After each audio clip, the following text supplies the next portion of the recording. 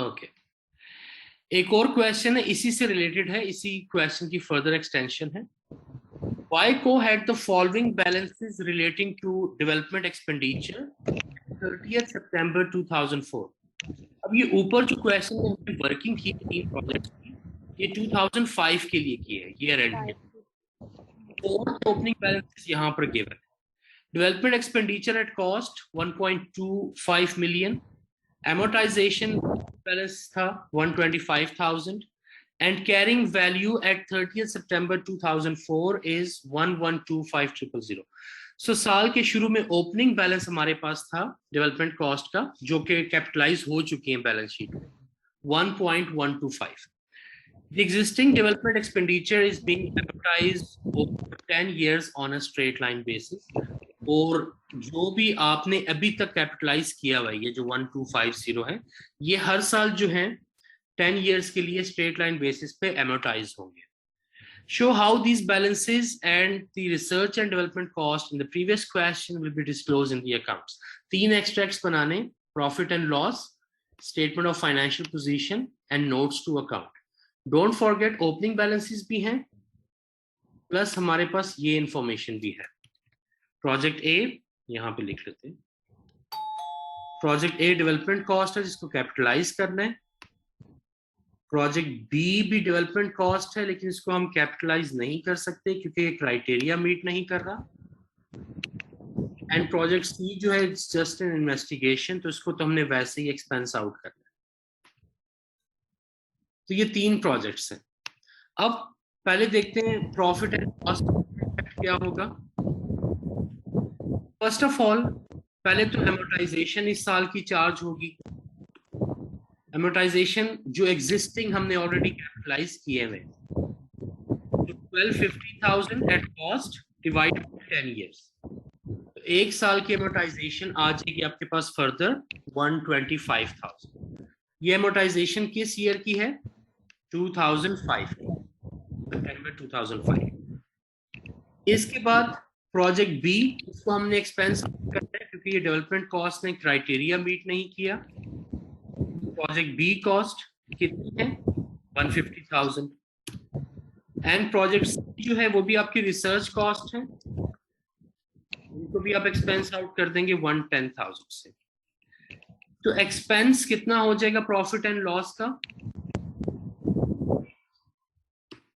385,000. इतना आप expense out करेंगे पूरे साल के लिए, और उसको एज एक्सपेंस चार्ज कर देंगे या रेवेन्यू एक्सपेंडिचर चार्ज कर देंगे profit and loss. Clear with this thing? Yes sir. Okay. Balance sheet में कितने इंटेंजिबल एसेट्स रिपोर्ट होंगे?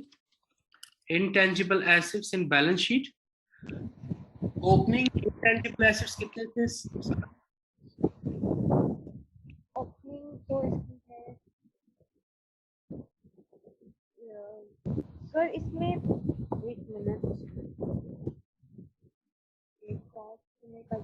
ये तो डेवलपमेंट एक्सपेंडिचर कॉस्ट जाएगी, ओपनिंग की जाएगी. Opening intangible assets 1,25,000.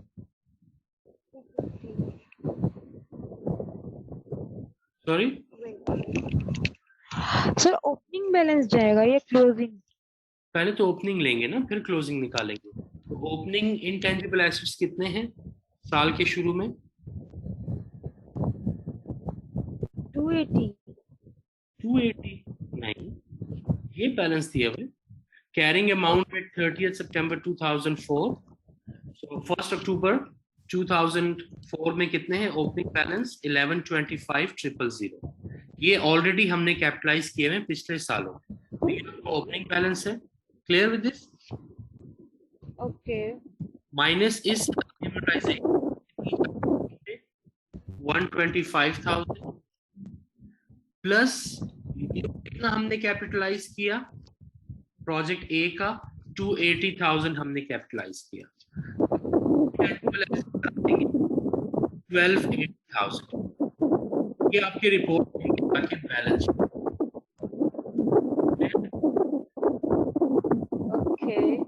ओके. इसके बाद नोट्स ऑब्वियसली आपके डिस्क्लोजर्स होते हैं, तो इसमें आप यही करेंगे, यही वर्किंग दोबारा से शो कर देंगे. डिटेल में, यहाँ से टोटल वैल्यू बैलेंस शीट में टू अकाउंट्स में कंप्लीट करनी है। पहले हम शो करेंगे कि ओपनिंग बैलेंस कितना है। ओपनिंग बैलेंस हमारा 1125,000। फिर हम एडिशंस रिकॉर्ड करेंगे। एडिशंस कितनी है प्रोजेक्ट ए की 280,000। फिर इसके बाद डिस्पोजल्स वगैरह तो कोई भी नहीं है। एमोटाइजेशन है। एमोटाइजेशन कितनी है इस साल की -125,000। और बाकी तो सारे एक्सपेंस आउट। ये आपके आ जाएगा क्लोजिंग। तो वही वर्किंग डिटेल पे आप डिस्क्लोज करें। ये आपका डिस्क्लोजर हो गया इंटेंजिबल एसेट्स का। Clear with this thing? तो यहाँ पे एक्सपेंस क्यों नहीं रिकॉर्ड किया? किस चीज का एक्सपेंस? ये इसमें नोट अकाउंट में जब हमने ओपनिंग बैलेंस लिखा, एडिशन ये डाला और बिल्कुल ठीक है। यहाँ पर तो एक्यूमुलेटेड एमोटाइजेशन आएगी ना। एक्यूमुलेटेड एमोटाइजेशन कितनी होगी?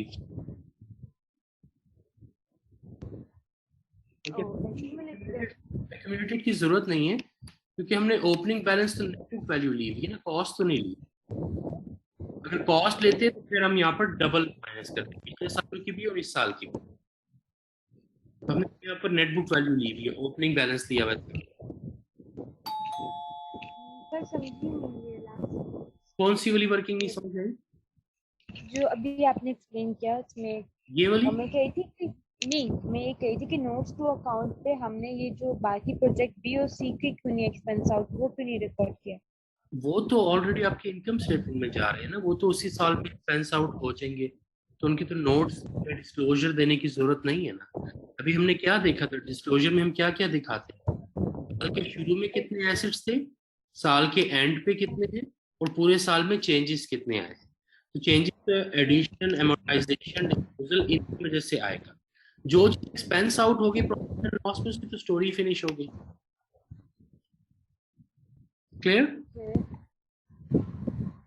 ओके, समझ आ गया? क्योंकि ये सर फर्दर आप ये कहते हैं एक्यूमुलेटेड एमोर्टाइजेशन के बारे में कुछ कह रहे थे आप, वो अगर हम ये लेते ना कि यहाँ पर हम कॉस्ट लेते 1250,000 जो कि ओरिजिनल कॉस्ट है, ठीक है, अक्सर इस तरह भी देते हैं।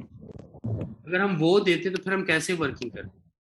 ये देते प्लस एडिशंस होता 280,000 का, और यहाँ पर हम पिछले साल की भी लेते हैं एमोटाइजेशन 125,000 प्लस इस साल की न्यू एमोटाइजेशन 25, दोनों को माइनस करते 250,000, और फिर हमारे पास आ जाता नेट हमारे पास वही आता।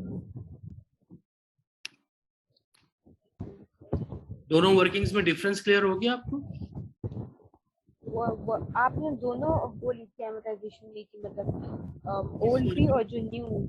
इस वर्किंग में साल के शुरू का बैलेंस ली है और सिर्फ इस साल की एमोर्टाइजेशन माइनस की है। दूसरी वर्किंग में मैंने टोटल कॉस्ट ली है और टोटल एक्यूमुलेटेड डेप्रिसिएशन माइनस की है। क्लियर?